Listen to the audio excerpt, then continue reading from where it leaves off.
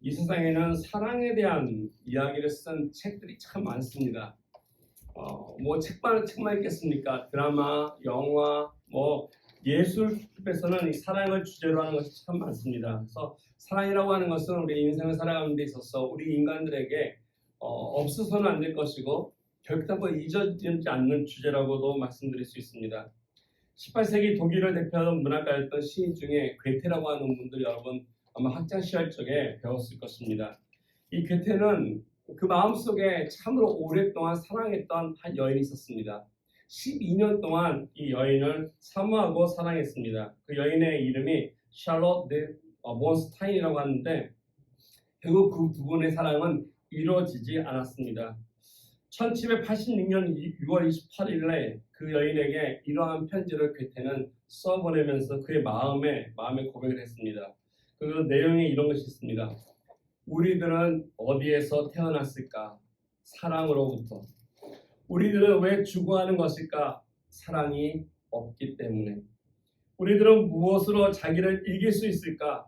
사랑의 힘으로. 우리는 오랫동안 울지 않는 이유가 무엇일까? 사랑 때문에. 우리가 찾아야 할 최상의 갈망은 무엇일까? 오직 사랑뿐이다 라고 노래를 했습니다. 모든 것이 사랑에 빠진 사람의 마음속에 그 사랑을 빼놓는다면 시체겠죠. 무엇이 남겠습니까? 우리가 태어나는 것, 죽어야 할 것, 살아야 모든 이유가 사랑이라고 그런 노래하며 또 고백했던 것입니다. 근데 이와 같은 고백이 그에게만 해당될 것인가요? 그렇지는 않은 것 같습니다. 사랑하는 저와 여러분들이 입술로 자주 얘기하지는 않지만 알게 모르게 우리들이 살아갈 수 있도록 하는 그 힘 내력을 보면 이와 같은 사랑이 저와 여러분들에게 있다고 생각이 됩니다. 왜냐하면 먼저 하나님께서 저와 여러분들을 창조하실 때 사랑 때문에 창조하셨고 사랑하는 존재로 만드셨기 때문에 그렇습니다. 저와 여러분들의 사랑의 대상으로 삼으시고 우리가 또한 그 사랑을 서로 나눠갈 수 있도록 하셨기 때문에 우리는 그 사랑을 먹고 살고 있다는 것입니다. 그래서 우리가 이 세상을 살아가면서 아무리 많은 권위가 있더라도 또 많은 것을 갖고 있다 하더라도 많은 것을 배운다 할지라도 우리가 행복하고 만족할 수 없는 이유가 있다면 그것은 그 마음속에 그 인생 가운데 이 사랑에 대한 것이 충족되지 않고 이 사랑이라는 것이 그 마음속에 있지 아니한다면 우리는 행복할 수가 없다는 것입니다. 성경 보면은 수많은 사람들이 나오는데 참으로 귀한 사람 중에 한 사람이 니고데모라고 하는 사람이 있습니다. 요한복음 3장에 보면은 그 니고데모가 대낮이 아니라 밤늦게 예수님을 찾아왔다는 스토리 여러분 잘 아실 것입니다. 그는 부유한 사람이었습니다. 또 그는 지성인이었습니다. 그리고 많은 사람들에게 존경받는 그러한 사람이었습니다. 그런데 그가 모든 것을 내려놓고 밤늦게 예수님을 찾아왔다는 것입니다. 왜 그랬을까요? 그의 마음속에 이 세상의 것 외에 무언가 더 채워야 할 부족함을 느꼈기 때문에 주님을 찾아왔습니다. 그날 밤에 찾아와서 주님께 질문을 던졌습니다. 그리고 그는 예수님으로부터 아주 귀한 비밀에 대한 답을 받았습니다. 그것이 바로 우리가 잘 알고 있는 유명한 요한복음 3장 16절에 있는 말씀이 아니겠습니까? 즉 하나님이 어떻게 이 세상을 사랑하셨는지 그리고 그 세상을 사랑해서 독생자를 주셨기 때문에 저를 믿는 자는 멸망치 않고 영생을 얻는다라고 하는 놀라운 답을 그가 얻게 됐다는 것입니다. 많은 사람들이 이 말씀을 복음 전하는데 우리 암송하는데 많이 우리가 이용합니다. 그런데 이 말씀을 가만히 보면은 그 문맥 속에서 언제 누구에게 주어졌는지 생각한다면은 그것이 복음을 모르는 사람 또 지식이 없는 사람이 아닌 바로 이처럼 니고데모와 같은 자기 심령 속에 이 세상에 많은 것을 가지고 있었음에도 불구하고 사랑에 대한 갈증이 있었던 그에게 예수님이 최상의 길을 알려주는 것이라고 말씀드릴 수 있습니다. 이 답 안에는 이 말씀 안에는 사랑이 있었고 그 사랑이 바로 생명이 있다는 것입니다. 저 여러분들의 살아가는 이 세상 속에서 사랑 때문에 정말로 생명을 유지하지 못하고 사랑 때문에 온전한 행복을 누릴 수 없는 수많은 사람들이 있는데 이것은 이 사랑에 대한 가치를 우리가 잘 이해하지 못하고 누리지 못하기 때문에 그렇다는 것입니다. 왜 그러냐면은 사랑이라고 하는 것은 하나의 어떤 결과가 아니라는 것입니다. 이게 하나 열매처럼 이게 과정이 있습니다. 이 사랑이 주어지기까지는 그냥 하루아침에 마트에 가서 물건을 사는 것처럼 사올 수 없기 때문에 그렇다는 것입니다. 이 과정이 있는데 이것을 즉흥적으로 하는 어떤 감정에 휘말리는 것으로 오해하다 보니까 우리가 실패하는 것이고 또 상처받는 것이고 그리고 그 사랑이 우리 마음속에 충분히 역사하지 않는다는 것입니다. 이것은 계획에 따라서 시간에 따라서 체계적으로 우리가 세워져 나가고 배워나가야 할 것이라는 것을 우리가 기억해야 할 것입니다. 계속해서 우리가 이 골로새서를 보면서 뭔가를 좀 설계하는 것, 계획하는 것을 이야기 나누고 있지 않습니까? 우리가 어떻게 하면 우리들의 인생을 잘 설계해가지고 하나님 앞에 바르게 살아갈 것인가를 말씀드린 가운데 우리들의 삶의 목표와 또 사명이 있음을 말씀드렸습니다. 또 이것을 하기 위한 기도가 필요하다는 것도 말씀드렸습니다. 그런데 마지막 같은 원리로 사랑이 우리에게 필요하다는 것입니다. 이것은 하루아침에 즉흥적으로 얻어지는 것이 아닌 이것 또한 설계가 되어야 할 것이고 계획에 따라 성취되어 간다는 것입니다. 하나님께서 우리에게 주신 것이 가장 아름다운 선물 가운데 하나가 이 사랑이라고 말씀드릴 수 있는데 이것은 내가 어느 곳에 있든지 누굴 만나든지 어떤 상황에 처했든지 우리 인생이 살아나갈 수 있는 힘이 되기 때문에 이 사랑은 우리가 잘 설계해 나가야 할 것입니다. 이에 대해서 오늘 본문을 보면서 어떻게 하나님께서 사랑을 계획하셨는지를 살펴보며 그 비결을 한번 알기 원합니다. 오늘 말씀에 보면은 하나님께서 이것을 바울을 통해서 비밀이라고 하는 말씀으로 설명을 해주고 있습니다. 하나님께서는 이미 마음속에 계획하시고 계획하신 것을 실행에 옮기시는 가운데 있어서 이것을 모든 사람들이 나중에 알 수 있도록 했지만은 가는 과정 속에서는 비밀이다라고 말씀하셨다는 것이죠. 그러하기도 우리 인간은 하나님으로 창조된 이후로부터 이 사랑으로 창조되었음에도 불구하고 범죄하여서 불행한 인간이 되었습니다. 그래서 아픔과 불행이라고 하는 것이 우리 삶 속에 들어오게 되었고 그 인간은 멸망이라고 하는 그런 목적으로 또는 목표적으로 가게 됐다는 것입니다. 어떻게 하면은 멸망밖에 받을 수밖에 없는 인간들이 그리고 아플 수밖에 없는 인간들이 하나님이 보시기에 이들을 회복시킬 수 있는 방법이 무엇이 있을까 하나님께서 계획하시고 준비하신 것인데 이것을 오늘 바울은 27절에 이렇게 소개하고 있습니다. 하나님이 그들로 하여금 이 비밀의 영광이 이방인 가운데 어떻게 풍성한 것을 알게 하려 하십니다. 이 비밀은 너희 안에 계신 그리스도니 곧 영광의 소망이다라고 얘기하고 있습니다. 우리에게 있어서 이 세상에 멸망당하지 아니하고 살아나갈 수 있는 기회와 소망을 주기 위한 하나님의 사랑의 계획의 핵심 중에 핵심이 오늘 본문에서는 예수 그리스도라고 밝혀주고 있다는 것입니다. 예수님께서는 십자가에 최후를 당해 죽으셨습니다. 멸망당해 죽었던 많은 인간들을 위해서 우리 대신해서 죄사함을 우리에게 허락해 주시고 우리가 예수님의 십자가의 죽음을 통해서 회복되어졌고 이걸 통해서 우리가 하나님 앞에 멸망이 아닌 영생이라고 하는 놀라운 선물을 우리에게 받게 됐다는 것입니다. 이게 바로 하나님의 계획이었고 하나님의 비밀에 대한 내용이라는 것이죠. 저희 여러분들이 오늘 뭐 다 알고 있지만 이 계획이 하루아침에 즉흥적으로 세워진 것이 아님을 오늘 말씀 속에서는 얘기하고 있습니다. 26절 말씀에 보면은 이것이 만세, 만대로부터 준비하셨다고 이야기했다는 것이죠. 하나님이 우리를 사랑하시기 위해서 회복시키는 그 사랑의 과정이 그냥 즉흥적으로 하신 것이 아닌 오랫동안 계획되었고 오랫동안 준비되었던 것임을 밝혀주고 있습니다. 수많은 사람들에게 이 말씀을 전하시고 준비하게 하시고 계획하게 하시고 진행하게 하셔서 다듬으셔서 이 땅 가운데 마침내 예수 그리스도를 보내시므로 말미암아 하나님이 이 사랑에 대한 계획을 실천으로 통해서 실행함으로 인해 이루어 주신 것입니다. 이처럼 하나님도 우리를 사랑하시기 위해서 우리에게 그 사랑을 보여주시기 위해서 그리고 그 사랑이 우리에게 주어지기 위해서 하루아침이 아니라 계획하시고 오랜 시간 동안에 이것을 실행해 나가는 그런 과정들이 있었음에도 불구하고 한 것처럼 저와 여러분이 하물며 이 땅 가운데 살아가면서 하는 사랑 또한 그냥 즉흥적으로 한다고 해서 좋은 결과를 누릴 수 있겠습니까? 그렇지 않다는 것이죠. 저와 여러분들에게도 이와 같이 사랑이라는 것은 과정이 필요하다는 것입니다. 하루아침에 될 수 없습니다. 성도들이 하루아침에 만나서 사랑한다는 거 아니요, 있을 수 없는 일입니다. 하루아침에 이루어지지 않습니다. 남자와 여자가 만나서 결혼하고 사랑하는 것, 즉흥적으로 빠지는 것은 그건 감정이지 사랑이라고 얘기할 수 없습니다.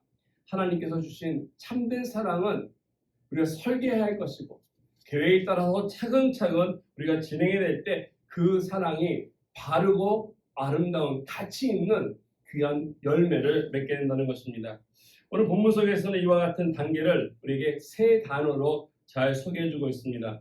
사랑을 이뤄가는 열매의 이 세 단계, 첫 번째는 신비라고 하는 단어입니다. 그 단계가 오늘 말씀 속에 나와 있는데, 이 신비라고 하는 것은 아직 잘 모르는 거죠.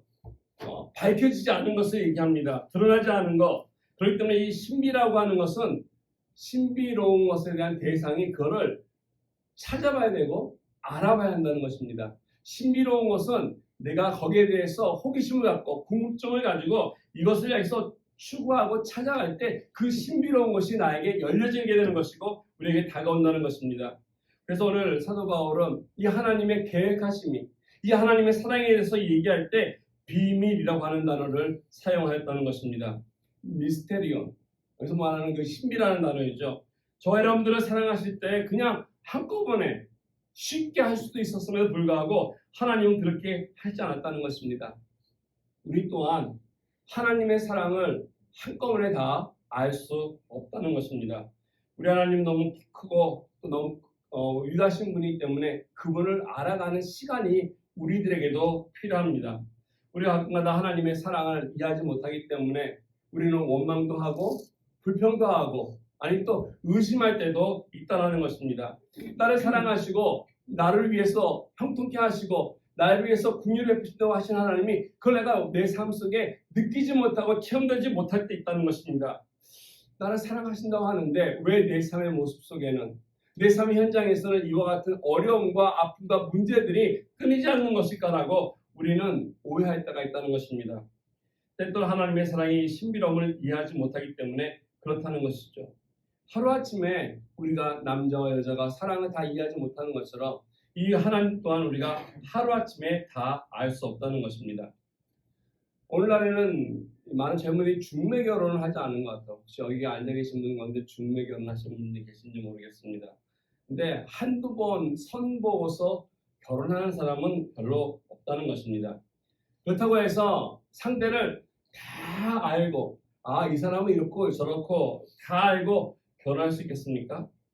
아니요, 그렇지 못할 거예요. 너무 다 알면, 다 알고 나면 결혼을 못한다는 것이죠. 결혼하기 위해서는 적당히 우리 눈에 뭔가 씌워져야 돼요. 뭔가 씌워져야지만이 그 참담한 길을, 이 험한 길을 우리가 들어서는 거죠. 옆으로 용감한 분들이 계십니다. 씌워졌기 때문에. 잘 모르기 시작하는 것이죠. 모르기 때문에 살다 보면 서로 알아가는 과정을 통해서 하나님 앞에 우리가 마음속에, 우리 관계 속에 사랑이 맺어가는 것입니다. 그래서 과정이 필요한 것입니다. 너무 성급하게 관계에서 이루다 보니까 아프고 상처 주고 또 망가지는 것입니다. 우리들의 자녀가 하루아침에 자라지 않습니다. 하루아침에 변하지 않는다는 것입니다. 우리는 조급한 마음들이 있는데 이거를 좀 내려놓고 기다려야 할 때가 있습니다. 좀 인내해야 할 것이죠. 과정이 필요한 것입니다. 그래서 하나님의 사랑을 한꺼번에 알 수는 없습니다. 우리가 예전에 요한복음을 공부하지 않았습니까? 요한복음 때 오랜 기간 동안 쭉 살펴보고 공부했는데 요한복음은 읽으면 읽을수록 그걸 생각하면 생각할수록 참 위대한 말씀이고 중요한 말씀이 그 가운데 있습니다. 모두 21장으로 구성이 되어 있습니다. 요한복음 21장인데 정확하게 요한복음은 세 부분으로 나눠져 있습니다. 세 부분으로 나눠져 있는데 1장, 11장, 그리고 21장 있는데 1장에 보면은 이런 얘기 나오죠. 예수님을 만나는 첫 번째 제자들의 모습이 나옵니다. 그래서 세례 요한을 통해서 소개받고 안드레가 찾아오고 다른 제자들이 찾아올 때 그 사람들의 마음속에 저 사람이 누굴까? 세상 죄를 지워는 어린 양이라고 하는데 저분이 누굴까라고 하는 그 호기심에, 그 궁금함에, 그래서 추천받아서 그 예수님 향해서 나갔던 그들 향해서 1장 19절에 보면은 뭐라고 말씀하시냐면 와 보라라고 예수님 말씀하십니다. 와 봐라. 즉 예수님을 처음부터 아는 것은 아니지만 와서 따라가서 생활하다 보니까 첫 출발은 잘 모르지만은 배워나가고 알아간다는 것입니다. 우리가 신앙생활이 그렇습니다. 여러분들이 하나님을 다 아시고 성경을 다 아셔서 교회에 나오셨습니까? 그렇지 않다는 것입니다. 우리가 다 알고 성경을 읽지 않는 것이고 기도를 다 알고 기도하는 것 아닙니다. 모르지만 시작하는 것입니다. 읽다 보니까 이해가 되는 것이고 기도하다 보니까 그 기도의 응답들을 경험하는 것이기 때문에 오늘 말씀처럼 와보고 또 와보고 또 와보다 보니까 그 신비로운 하나님을 알아가는 것입니다. 이게 바로 우리 신앙의 본질입니다. 내 마음속에 사랑 하루아침에 할 수 없습니다. 사랑 또한 내 계획대로 한 단계 한 단계 나가야 한다는 것이죠. 그래서 요한복음 두 번째 단계가 11장이 나오는데 그 단계는 뭐가 나오냐면 나사로가 죽었던 스토리가 그곳에 나와 있습니다. 나사로가 죽었습니다. 예수님이 그곳에 오셔서 마르다와 마리아에게 얘기합니다. 질문합니다. 나는 부활이요 생명이니 나를 믿는 자는 죽어도 살겠고 무릇 살아서 나를 믿는 자는 영원히 죽지 않는데 네가 그걸 믿겠느냐? 나를 믿을 수 있느냐? 이게 바로 요한복음 11장의 핵심입니다. 믿음이라는 것이죠. 믿느냐? 우리가 하나님을 잘 알지 못합니다. 그러나 와봤습니다. 또 와봤습니다. 와보다 보니까 이제 그 믿음이 서서히 내 마음속에 내 삶 속에 한 단계 과정으로서 세워진다는 것입니다. 요한복음은 거기서 끝나지 않죠. 21장의 마지막에 가면은 예수님이 베드로와 한 대화가 나옵니다. 그 대화가 그거죠. 내가 나를 사랑하느냐. 세 번씩 묻지 않습니까? 즉 사랑이라고 하는 단계가 믿음보다 더 수준이 높고 성숙한 단계라는 것입니다. 처음에는 잘 몰랐습니다. 이해하지 못했습니다. 근데 와보다 보니까 믿게 되었고 믿고 따라가 보다 보니까 이제 하나님이 나를 어떻게 사랑하시는지 왜 사랑하시는지 이해가 된다는 것입니다. 그래서 그때 고백이 나오는 것이 아니겠습니까? 비로소 내가 주를 사랑합니다라고 하는 이 고백. 여기에 다다르게 되면 저와 여러분들이 하나님에 대해서 조금 더 이해할 수 있고 그 사랑을 우리 마음속에 받아서 나눠줄 수 있고 베풀 수 있고 뜻을 따라갈 수 있다는 것입니다. 그래서 이처럼 이 사랑이 한 단계 한 단계 가는 것처럼 우리 삶 속에도 이 사랑을 계획하고 한 단계 한 단계 성숙시켜 나가야 할 것입니다. 그래서 이 사랑의 단계는 신비한 단계입니다. 찾아가야 하는 단계입니다. 두 번째 단계가 있습니다. 오늘 말씀 속에 두 번째는 바로 실행하는 단계라는 것입니다. 내가 마음속에 이것을 품고 있다면 그 머릿속에 생각하고 있다면 이것을 구체화시켜야 되고 실행할 때 그 능력과 그 역사가 일어난다는 것이죠. 그래서 사랑을 이루는 두 번째 단계가 실행하는 단계입니다. 오늘 부분 25절 말씀 보시면 사도 바울은 자신의 사도 직분과 왜 그 사역을 하게 되었는지를 잘 말씀해주고 있는데 중요한 단어 하나 사용하고 있습니다. 경륜이라고 하는 단어라는 것이죠. 그러니까 내가 교회 일꾼 된 것은 하나님이 너희를 위하여 내게 주신 경륜을 따라 하나님의 말씀을 이루려 함이다. 참 사도 바울은 고상한 단어들 참 많이 사용합니다. 좀 어렵게 쓸 때가 많습니다. 그래서 이 경륜이라고 하는 단어가 우리는 잘 쓰지 않는 단어인데 이 헬라어 원어 보니까 이 오이코노미안이라고 하는 단어거든요. 오이코노미안. 근데 이 단어가 어떤 단어랑 비슷하냐면요. 청지기라는 단어와 비슷합니다. 청지기가 바로 오이코노모스입니다. 그래서 이 경륜이라고 하는 것은 다른 말로 하면은 청지기가 하는 일이 바로 경륜을 하는 것입니다. 경륜하는 것이죠. 청지기가 하는 일이 무엇입니까? 청지기는 주인이 아닙니다. 주인에게 맡겨준 그 일을 잘 관리하고 그걸 지키고 그걸 따르는 순종하는 일이 바로 청지기의 직무라는 것입니다. 그래서 오늘 말씀 보니까 이 경륜이라고 하는 것은 바로 하나님의 어떤 계획하심을 하나님께서 품고 있는 그 뜻을 우리가 청지기로서 맡아서 현장에 나가서 이거를 실행하고 실천하고 구체화시켜 나가는 것을 오늘 사도 바울은 경륜이라고 부르고 있다는 것입니다. 오늘 하나님께서는 우리의 모든 삶 속에서 역사하고 계시고 그 경륜하신 대로 우리에게 허락하시면서 분부하신 것들이 있다는 것입니다. 사도 바울에게 있어서는 하나님의 복음을 전하는 이와 같은 경륜을 받았다는 것입니다.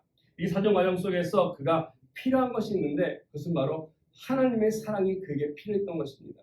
복음을 전하는 데 있어서 냉랭하게 전하는 것이 아니라 그 하나님의 사랑의 본질을 그 가운데 함께 전해야 할 필요가 있었기 때문에 실천이 필요했다는 것이죠. 사랑이 행동화됐다는 것입니다. 좀 액션으로 드러나야 한다는 것이죠. 구약시대에 하나님께서는 선지자를 보낼 때 그냥 가서 내 말을 전하라고 하지 않았고요. 수많은 선지자들이 그 하나님의 사랑의 메시지를 전하기 위해서 그들의 삶을 통해 보여줬던 때가 좀 너무나 많습니다. 사도들 또한 예수 그리스도를 만나고 그의 복음을 듣고 그 사랑을 깨달은 후에 그들의 삶이 어땠습니까? 다 온전히 이 복음을 위해서 쏟아내지 않았습니까? 이게 바로 사랑이라는 것입니다. 예수님 또한 말씀이 육신되어 이 땅 가운데 오셨다는 것이 얼마나 우리를 사랑하신 그 하나님의 사랑이 구체화되었고 실현되었고 보여주었기 때문에 왔다는 것입니다. 이와 같은 행동이 있을 때, 어떤 실천함이 있을 때 이것이 바로 아름다운 결실로 맺혀진다는 것입니다. 사도 요한은 요한일서 3장 18절을 이렇게 얘기합니다. 자녀들아, 우리가 말과 혀로만 사랑하지 말고 오직 행함과 진실함으로 하자라고 그는 얘기하고 있습니다. 우리가 사랑이라고 하는 거, 그냥 말로 하는 거 아닌 어떤 행동이 같이 있어야 한다는 것이죠. 예전에 어렸을 때 본 책 가운데 그런 책이 있습니다. 우리가 악수라고 하는 거 우리 매달 하지 않습니까? 만나면 반가워서 손을 내밀면서 악수하는, 이 악수의 유래 아마 아실 것입니다. 즉 다른 사람을 향해서 내 손을 보면서 나 아무것도 없어, 너를 해할 만한 그 무기가 없어, 빈손을 보여줄 때 상대방 또한 아 그래? 내가 마음 편하게 내 손을 잡고 우리 서로 마음이 평화로자라고 하는 그런 의미로서 손을 내밀었다는 것입니다. 난 너에게 어떤 원한도 없고 감정도 없어. 그렇기 때문에 무기가 없기 때문에 빈손을 내밀 때 그 손을 잡는 것. 이게 악수의 유래라고 하죠. 그런데 솔직히 악수할 때 그런 마음을 갖고 하십니까? 많은 사람들이 악수하면서 특히 정치인들 그래요. 눈에 보이지 않는 비수를 마음속에 품고 상대방을 향해서 웃는 모습으로 악수하는 것. 원수고 적임에도 불구하고 그 마음속에 이와 같은 허허 웃으며 행동과 마음의 눈과 다르게 하는 액션들. 이것이 그들에게만 있겠습니까? 오늘 저와 여러분들 또한 있지 않습니까? 나 예수 믿어, 나 교회 다녀, 나 하나님 믿어 라고 하면서 그 하나님의 사랑이 나에게 있다라고 말은 하지만 살아가는 삶의 모습 속에 남을 배려하거나 헌신하거나 섬기고자 하는 그런 모습이 전혀 없다는 것입니다. 참된 사랑은, 하나님이 기뻐하는 사랑은 정말로 진실함과 행함으로 드러나는 것입니다. 우리 예수님께서 이 땅 가운데 오셔서 진실함으로 하나님의 사랑을 몸소 보여주셨다는 것이죠. 그러할 때 그 액션이 우리들 삶 속에 그 사랑이 결실로 맺어가는 과정이 되는 것입니다. 그래서 하나님에 대해 첫 번째는 그 신비함을 탐구하는 과정이 필요합니다. 내 인생 가운데 이 사랑으로서 목표를 향해 나갈 때 하나님의 사랑을 알아가는 것. 두 번째는 이 신비한 단계 속에서 내가 그 마음속에 전달자가 되어서 그 하나님 앞에 그것을 실행하는 그러한 삶이 이어져야 할 것입니다. 만약 세 번째가 있습니다. 그것은 바로 저를 희생의 단계라고 말씀드릴 수 있습니다. 이건 내가 고통당함으로 말미암아 내가 지금 어렵기 때문에 나의 어려움과 힘듦으로 인해서 다른 사람이 상대방의 부족함을 채워주는 과정이라고 말씀드릴 수 있습니다. 오늘 24절 말씀에 오면 사도 바울이 이렇게 고백하고 있습니다. 내가 이제 너희를 위하여 받는 괴로움을 기뻐하고 그리스도의 남은 고난을 그의 몸된 교회를 위하여 내 육체에 채우노라 라고 이야기하고 있습니다. 여기서 우리가 두 가지 사실을 주목해 볼 수 있는데요. 하나는 바울은 고난을 기뻐했다라고 하는 사실입니다.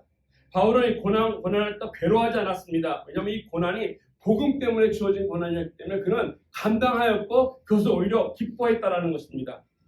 우리 아시다시피 골로새서를 기록한 그 당시는 바울에게 있어서 편안한 것이 아니었습니다. 감옥에 있었고 불편한 것이었음에도 불구하고 옥의 상태였는데 거기에서 내가 너희 때문에 이방 사람들에게 복음을 전하는 이 사실이 나에게 힘들고 어려운 괴로움이지만 기쁨이다라고 이야기하고 있다는 것이죠. 그러고 나서 얘기합니다. 그리스도의 남은 고난을 그의 몸된 교회를 위해서 내 육체에 채우기를 원하노라. 예수님의 남은 고난에 대해서 이야기하고 있어요. 가끔가다 이단들이 이거를 잘못 오해하고 인용합니다. 예수님이 다 이루지 못했고 남겨져 있는 것이 있는데 이거를 내가 이루어왔다라고 교주들이 얘기하죠. 근데 그런 말씀이 아닙니다. 예수님이 십자가에 돌아가셔서 하신 그 모든 사역이 부족함이 있다는 것은 결코 아닙니다. 그런 뜻이 아니라 예수님께서 하신 모든 사역은 충분했고 그리고 심지어 예수님 19장에 요한복음 19장에 돌아가시면서 뭐라고 말씀하십니까? 다 이루었다. 이건 헬라어로 하면요, 페이오프, 계산했다는 것이에요. 다 끝났다는 것입니다. 부족함이 없다는 것입니다. 그래서 오늘 바울이 이와 같은 얘기하는 것은 뭐냐면 오늘 나에게도 주님께서 하신 그와 같은 사역에 무기 주어졌다는 것입니다. 이걸 내가 감당해야 할 것이라는 것이죠. 왜냐하면 바울만 용서받는 것이 아니라 저 여러분도 용서받았기 때문에 예수님의 십자가를 통해서 우리가 사함받은 기쁨과 또 하나님으로부터 화평함을 얻은 그것이기 때문에 이것을 우리만이 아니라 다른 사람들에게도 증거하고 전해야 할 목이 있다는 것입니다. 이게 바로 예수 그리스도 앞에서 우리가 치러야 할 희생이라고 말씀드릴 수 있습니다. 저와 여러분들의 앞에 하나님 앞에 살아가면서 우리들 삶 속에서 어떤 위대한 희생, 헌신이 필요할 때가 있습니다. 제가 가끔 설교하면서 자주 인용하는 그런 예화가 하나 있는데요. 나치 시대 때, 독일 시대 때 그 벨 비아브라고 하는 독일 사람인데 매우 뭐랄까 지성인이었습니다. 근데 이 사람은 무신론자였어요. 하나님을 믿지 않는 그런 존재였는데 어떻게든지 뭐 같은 히틀러랑 같은 거기에 있다가 히틀러한테 잘못 보여가지고 이 사람이 결국 그 유대인들의 수용되는 그 수용소로 가게 됐던 것입니다. 그 수용소에 있다 보니까 매일 아침에 날마다 군인이 와서 가스실로 데려가서 처형당하는 유대인들을 끌어내고 불러내는 것입니다. 얼마나 비참하고 공포스럽고 불안 가운데 살아가는 그들의 모습을 보게 됐다는 것이죠. 어느 날 군인이 하러 왔습니다. 군인이 왔는데 어린아이를 안고 있는 한 여자를 딱 보더니 그 여자를 끌어내려고 했습니다. 아이를 안고 있는 어머니였습니다. 엄마였습니다. 그러니까 서로 애도 그렇고 엄마도 그렇고 서로 떨어지지 않으려고 하는 그 환경이 얼마나 마음이 아프고 비참했겠습니까?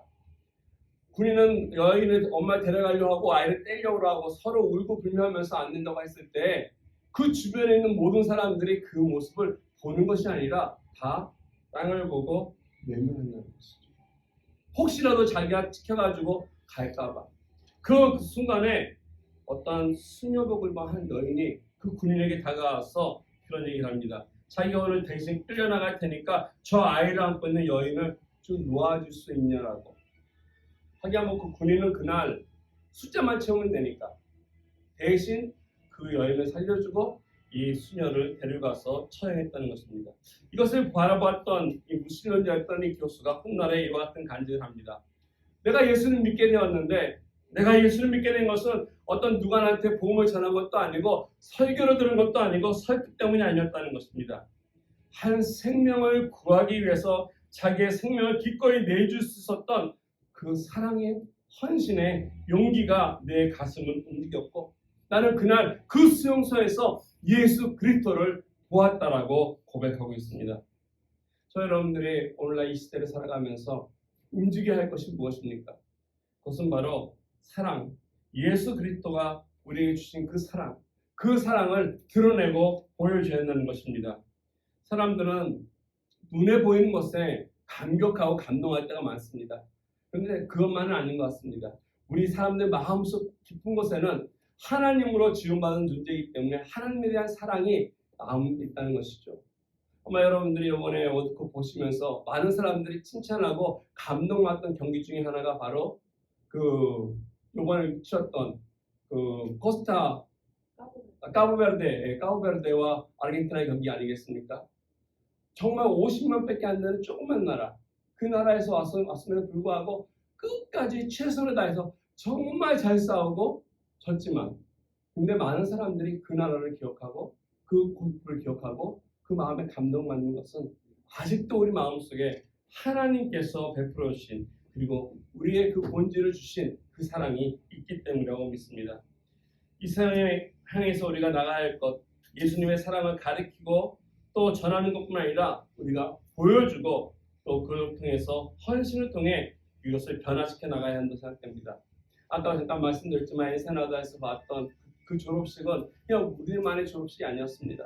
정말 그곳에 보이지 않는 수많은 사람들의 사랑과 헌신이 있었기 때문에 그 어린이들이 그 과정을 공부하고 이 부모들은 보내려고 하지 않는 학교에 부모들한테 설득해서 아이들을 데리고 와서 한 명 한 명 가르쳐가면서 준비시켜가면서 그리고 그것을 채워가면서 했던 그들의 헌신이 있었기 때문에 바로 좋은 아름다운 결과가 있었고 하나님께 영광 돌릴 수 있다고 믿습니다. 오늘날 저와 여러분들의 삶 속에서 우리 마음속에 이와 같은 사랑이 얼마나 남아있습니까? 어떻게 하면 우리 마음속에 이 사랑이 잘 셋업이 되고 설계가 되고 그래서 우리가 실행해 나갈 수 있겠습니까? 우리 힘만은 되지 않을 것입니다. 예수 그리스도를 만나야 할 것이고 예수 그리스도 통해서 진정한 사랑을 공부받아야 할 것이고 그리고 예수 그리스도 통해서 내 삶이 먼저 행복하고 하나님을 향해서 나아가는 그런 의지와 뜻과 하나님의 축복이 임해야 할 것입니다. 우리 같이 기도드리기 원합니다. 우리 같이 기도할 때 하나님 참된 사랑, 바른 사랑, 하나님의 사랑 하게 해주세요. 아직 부족하지만 내 마음속에 하나씩 하나씩 계획하고 기도하며 기다리며 준비되어서 하나님을 알아가게 하시고 하나님을 온전히 실행해 나갈 수 있는 드러낼 수 있는 그러한 능력을 주시고 그래서 결국에 우리들의 헌신을 통해 하나님 아름답게 주님의 영광 드러내게 해주십시오라고 이제 같이 기도하며 나아가겠습니다. 같이 기도드리겠습니다. 감사합니다.